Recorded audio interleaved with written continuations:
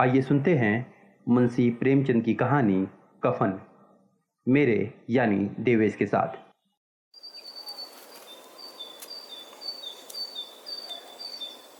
झोपड़े के द्वार पर बाप और बेटा दोनों एक बुझे हुए अलाव के सामने चुपचाप बैठे हुए थे और अंदर बेटे की जवान बीबी बुधिया प्रसव वेदना में पछाड़ खा रही थी।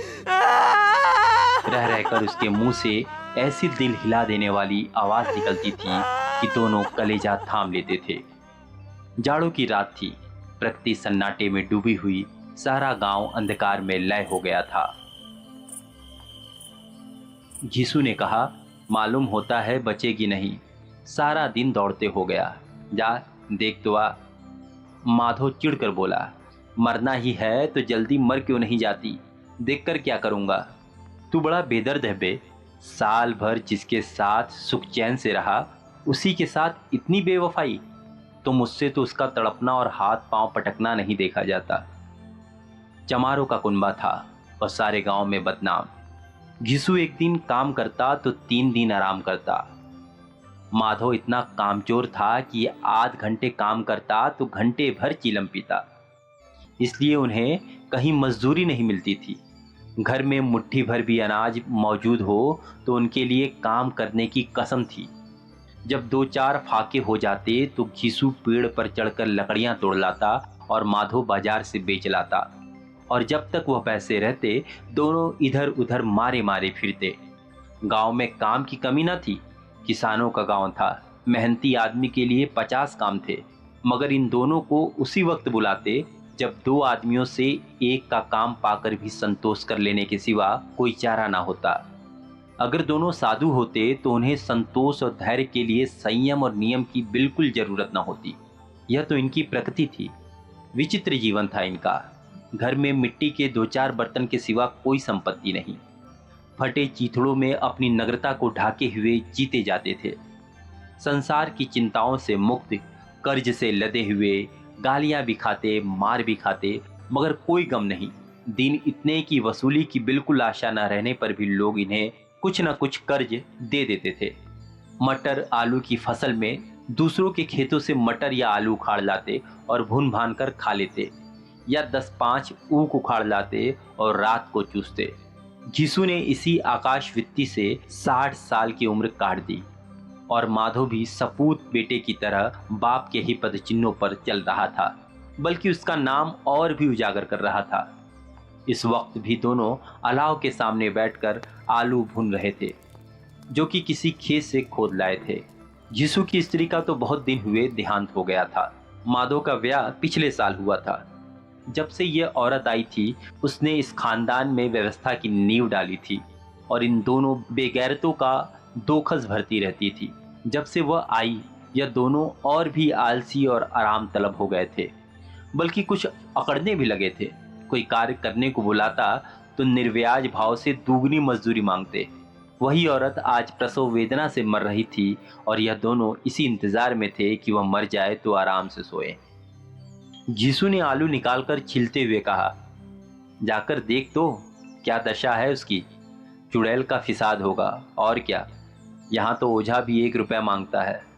माधव को भय था कि वह कोठरी में गया तो घिसू आलूओं से बड़ा भाग साफ कर देगा। बोला, मुझे वहां जाते डर लगता है। डर किस बात का है, मैं तो यहां हूं ही। तो तुम ही जाकर देखो ना। मेरी औरत जब मरी थी तो मैं 3 दिन तक उसके पास से हिला तक नहीं था, और फिर मुझसे लजाएगी नहीं। जिसका कभी मुंह ना देखा आज उसका उखड़ा हुआ बदन देखूं, उसे तन की सूध भी तो ना होगी। मुझे देख लेगी तो खुलकर हाथ पांव भी ना पटक सकेगी। मैं सोचता हूं कि कोई बाल बच्चा हो गया तो क्या होगा। सोठ गुड़ तेल कुछ भी तो नहीं है घर में, सब कुछ आ जाएगा। भगवान दे तो। जो लोग अभी 1 पैसा नहीं दे रहे हैं वही कल बुलाकर रुपए देंगे। मेरे 9 लड़के हुए, घर में कभी कुछ न था, मगर भगवान ने किसी न किसी तरह बेड़ा पार ही लगाया। जिस समाज में रात दिन मेहनत करने वालों की हालत उनकी हालत से कुछ अच्छी न थी, और किसानों के मुकाबले में वे लोग जो किसानों की दुर्बलताओं का लाभ उठाना जानते थे कहीं ज्यादा संपन्न थे, वहां इस तरह की मनोवृत्ति का पैदा हो जाना कोई अचरज की बात न थी। हम तो कहेंगे घिसू किसानों से कहीं ज्यादा विचारवान था और किसानों के विचार शून्य समूह में शामिल होने के बदले बैठकबाजों की कुस्तिक मंडली में जा मिला था। हाँ, उसमें यह शक्ति न थी कि बैठकबाजों के नियम और नीति का पालन करता, इसलिए जहां उसकी मंडली के और लोग गांव के सरगना और मुखिया बने हुए थे, उस पर सारा गांव उंगली उठाता था। फिर भी उसे यह तस्कीन तो थी कि अगर वह फटे हाल है तो कम से कम उसे किसानों की तरह जी तोड़ मेहनत तो नहीं करनी पड़ती और उसकी सरलता और निरीहता से दूसरे लोग बेजा फायदा तो नहीं उठाते। दोनों आलू निकालकर जलते जलते खाने लगे। कल से कुछ नहीं खाया था, इतना सब्र न था कि ठंडा हो जाने दे। कई बार दोनों की जबानें जल गई। छिल जाने पर आलू की बाहरी हिस्सा जबान, हलक और तालू को जला देता था और उस अंगारे को मुंह में रखने से ज्यादा खैरियत इसी में थी कि वह अंदर पहुंच जाए। वहां उसे ठंडा करने के लिए काफी सामान थे, इसलिए दोनों जल्दी जल्दी निकल जाते। हालांकि इस कोशिश में उनकी आंखों से आंसू निकल आते। घिसू को उस वक्त ठाकुर की बारात याद आई जिसमें 20 साल पहले वह गया था। उस दावत में उसे जो तृप्ति मिली थी वह उसके जीवन में एक याद रखने लायक बात थी और आज भी उसकी याद ताजा थी। बोला वह भोज नहीं भूलता। तब से उस तरह का खाना और भरपेट नहीं मिला। लड़की वालों ने सबको भरपेट पूरियां खिलाई थी, सबको, छोटे बड़े सबने पूरियां खाई और असली घी की। चटनी, रायता, 3 तरह के सूखे साग, एक रसेदार तरकारी, दही, चटनी, मिठाई। अब क्या बताऊं कि उस भोज में क्या स्वाद मिला। कोई रोक टोक नहीं, जो चीज चाहो मांगो, जितना चाहो खाओ। लोगों ने ऐसा खाया कि किसी से पानी तक ना पिया गया। मगर परोसने वाले हैं कि पत्तल में गर्म गर्म गोल गोल सुवासित कचौरियां डाल देते हैं। मना करते हैं कि नहीं चाहिए, पत्तल पर हाथ रोके हुए हैं, मगर वह है कि दिए जाते हैं। और जब सबने मुंह धो लिया तो पान इलायची भी मिली, मगर मुझे पान लेने की कहाँ सुध थी। खड़ा हुआ ना जाता था, चटपट खाकर अपने कंबल पर लेट गया। ऐसा दिल दरियाव था वह ठाकुर। माधव ने इन पदार्थों का मन ही मन मजा लेते हुए कहा, अब हमें ऐसा कोई भोज नहीं खिलाता। अब कोई क्या खिलाएगा, वह जमाना दूसरा था। अब तो सबको किफ़ायत सूझती है। शादी ब्याह में मत खर्च करो, क्रियाकर्म में मत खर्च करो। पूछो गरीबों का माल बटोर बटोर कर कहाँ रखोगे। बटोरने में तो कोई कमी नहीं है, हाँ खर्च में किफ़ायत सूझती है। तुमने एक 20 पूरियां खाई होंगी? 20 से ज़्यादा खाई थी। मैं 50 खा जाता। 50 से कम मैंने ना खाई होगी। अच्छा पका था। तू तो मेरा आधा भी नहीं है। आलू खाकर दोनों ने पानी पिया और वहीं अलाव के सामने अपनी धोतियां ओढ़कर पांव पेट में डाले सो रहे, जैसे 2 बड़े अजगर गेंडुलियां मारे पड़े हों और बुधिया अभी तक तरा रही थी। सवेरे माधव ने कोठरी में जाकर देखा तो उसकी स्त्री ठंडी हो गई थी। उसके मुंह पर मक्खियां भिनक रही थी। पथराई हुई आंखें ऊपर टंगी हुई थी। सारी देह धूल से लथपथ हो रही थी। उसके पेट में बच्चा मर गया था। माधव भागा हुआ घिसू के पास आया। फिर दोनों जोर जोर से हाय हाय करने और छाती पीटने लगे। पड़ोस वालों ने यह रोना धोना सुना तो दौड़े हुए आए और पुरानी मर्यादा के अनुसार इन अभागों को समझाने लगे, मगर ज्यादा रोने पीटने का अवसर न था। कफन की और लकड़ी की भी फिक्र करनी थी। घर में तो पैसा इस तरह गायब था जैसे चील के घोंसले में मांस। बाप बेटे रोते हुए गांव के जमींदार के पास गए। वह इन दोनों की सूरत से नफरत करते थे। कई बार इन्हें अपने हाथों से पीट चुके थे। वादे पर काम पर न आने के लिए पूछा, क्या है बे घुसुआ, रोता क्यों है? अब तो तू कहीं दिखलाई भी नहीं देता। मालूम होता है इस गांव में रहना ही नहीं चाहता। घिसू ने जमीन पर सिर रखकर आंखों में आंसू भरे हुए कहा, सरकार बड़ी विपत्ति में हूं। माधव की घरवाली रात को गुजर गई। रात भर तड़पती रही सरकार। हम दोनों उसके सिरहाने बैठे रहे। दवा दारू जो कुछ भी हो सका सब कुछ किया, मुदा वह हमें दगा दे गई। अब कोई एक रोटी देने वाला भी ना रहा मालिक। तबाह हो गए, घर उजड़ गया। आपका गुलाम हूँ। अब आपके सिवा कौन उसकी मिट्टी पाल लगाएगा। हमारे हाथ में जो कुछ था वह सब तो दवा दारू में उड़ गया। सरकार ही की दया होगी तो उसकी मिट्टी उठेगी। आपके सिवा किसके द्वार पर जाऊं। जमींदार साहब दयालु थे, मगर घिसू पर दया करना काले कंबल पर रंग चढ़ाना था। जी में तो आया, कह दे चल दूर हो यहाँ से। यूं तो बुलाने से भी नहीं आता, आज जब गरज पड़ी तो आकर खुशामद कर रहा है। हरामखोर कहीं का, बदमाश। लेकिन यह क्रोध या दंड देने का अवसर न था। जी में कुड़ते हुए 2 रुपए निकाल कर फेंक दिया, मगर संतावना का एक शब्द भी मुंह से ना निकला। उसकी तरफ ताका तक नहीं, जैसे सिर का बोझ उतारा हो। जब जमींदार साहब ने 2 रुपए दिए तो गांव के बनिए महाजनों को इनकार का साहस कैसे होता। घिसू जमींदार के नाम का ढिंडोरा भी पीटना खूब जानता था।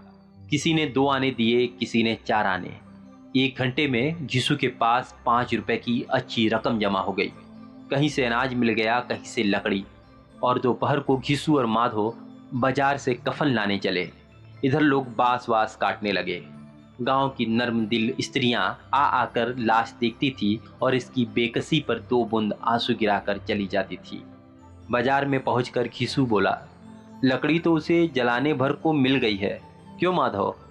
माधव बोला, हाँ लकड़ी तो बहुत है, अब कफन चाहिए। तो चलो कोई हल्का सा कफन ले ले। हाँ और क्या, लाश उठाते उठाते रात हो जाएगी। रात को कफन कौन देखता है? जिसे जीते जी तन ढाकने को चिथड़ा भी ना मिले, उसे मरने पर नया कफन चाहिए। कफन लाश के साथ जल ही तो जाता है, और क्या रखा रहता है। यही 5 रुपए पहले मिलते तो कुछ दवा दारू कर लेते। दोनों एक दूसरे के मन की बात टाल रहे थे। बाजार में इधर उधर घूमते रहे। कभी इस बाजार की दुकान पर गए, कभी उसकी दुकान पर। तरह तरह के कपड़े, रेशमी और सूती देखे, मगर कुछ जचा नहीं। यहाँ तक कि शाम हो गई।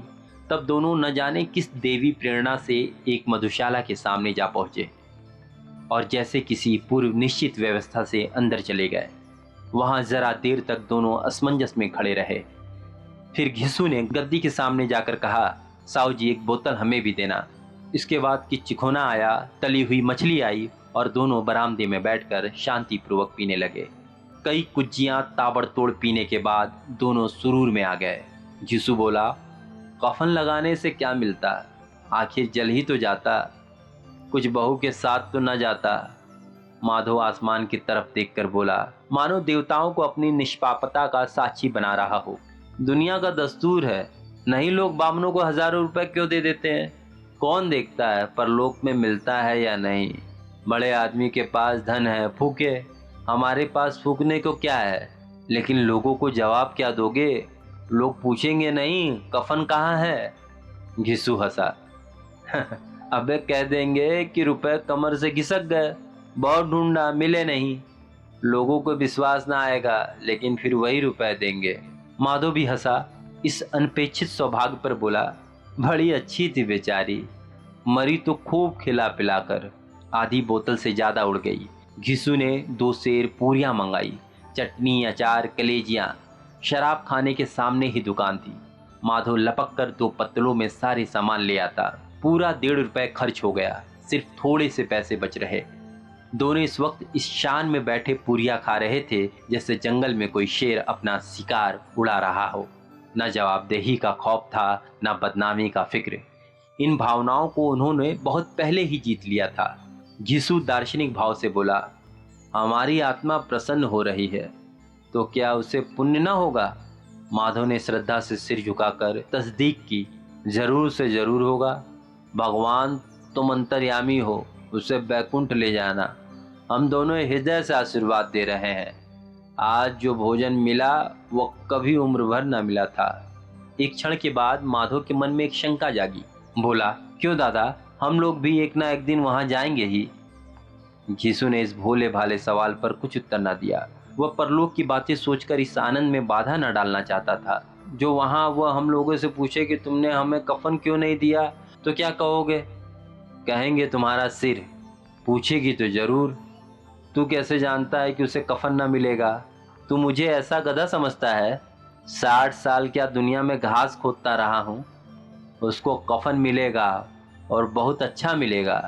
माधव को विश्वास न आया। बोला, कौन देगा? रुपए तो तुमने चट कर दिए, वह तुम मुझसे पूछेगी। उसकी मांग में तो सिंदूर मैंने डाला था। कौन देगा, बताते क्यों नहीं? वही लोग देंगे जिन्होंने अब की दिया। हाँ, अब की रुपए हमारे हाथ ना आएंगे।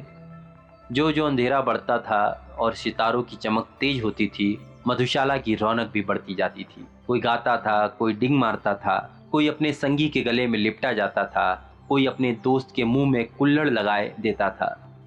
वहां के वातावरण में सुरूर था, हवा में नशा। कितने तो यहाँ आकर एक चुल्लू में मस्त हो जाते थे। शराब से ज्यादा यहाँ की हवा उन पर नशा करती थी। जीवन की बाधाएं यहाँ खींच कर लाती थी और कुछ देर के लिए यह भूल जाते थे कि वे जीते हैं या मरते हैं, या ना जीते हैं ना मरते हैं। और यह दोनों बाप बेटे अब भी मजे ले लेकर चुस्कियां ले रहे थे। सबकी निगाहें इनकी ओर जमी हुई थी। दोनों कितने भाग्य के बली हैं। पूरी बोतल बीच में है। भरपेट खाकर माधव ने बची हुई पूरियों का पत्तल उठाकर एक भिखारी को दे दिया, जो खड़ा इनकी ओर भूखी आंखों से देख रहा था और देने के गौरव, आनंद और उल्लास का अपने जीवन में पहली बार अनुभव किया। यीशु ने कहा, ले जा, खूब खा और आशीर्वाद दे। जिसकी कमाई है वह तो मर गई, मगर तेरा आशीर्वाद उसे जरूर पहुंचेगा। रोए रोए से आशीर्वाद दो, बड़ी गाड़ी कमाई के पैसे हैं। माधव ने फिर आसमान की तरफ देखकर कहा, वह बैकुंठ में जाएगी दादा, बैकुंठ की रानी बनेगी। यीशु खड़ा हो गया और जैसे उल्लास की लहरों में तैरता हुआ बोला, हाँ बेटा, बैकुंठ जाएगी। किसी को सताया नहीं, किसी को दबाया नहीं, मरते मरते हमारी जिंदगी की सबसे बड़ी लालसा पूरी कर गई। वह ना बैकुंठ जाएगी तो क्या ये मोटे मोटे लोग जाएंगे, जो गरीबों को दोनों हाथों से लूटते हैं और अपने पाप को धोने के लिए गंगा में नहाते हैं और मंदिरों में जल चढ़ाते हैं। श्रद्धालुओं का यह रंग तुरंत ही बदल गया। अस्थिरता नशे की खासियत है। दुख और निराशा का दौरा हुआ।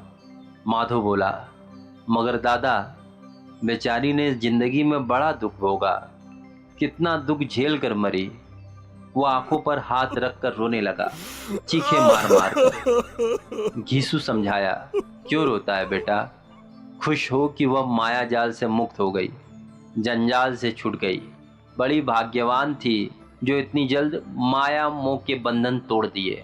और दोनों खड़े होकर गाने लगे, ठगनी क्यों नैन छमकावे ठगनी। पियक्कड़ों की आंखें इनकी ओर लगी हुई थी। यह दोनों अपने दिल में मस्त गाए जाते थे। फिर दोनों नाचने लगे, उछले भी, कूदे भी, गिरे भी, मटके भी, भाव भी बनाए, अभिनय भी किए और आखिर नशे में मदमस्त होकर वहीं गिर पड़े। अभी आपने सुना मुंशी प्रेमचंद की कहानी कफन, मेरे यानी देवेश के साथ।